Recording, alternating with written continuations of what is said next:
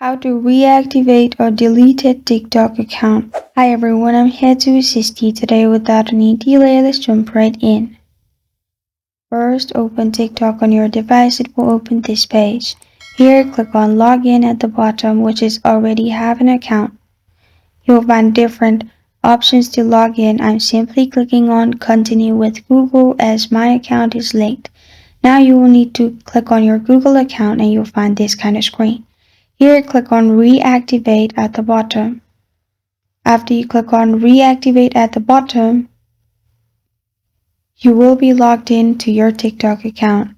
And as you can see, TikTok account has been reactivated. So what you can do is simply log in as you normally do and it will be reactivated. This is how to reactivate or delete a TikTok account. Thank you for joining me today. If this video helps you out, please leave a like and subscribe for more. Got a question or want to suggest a topic? Comment below. Thank you for watching.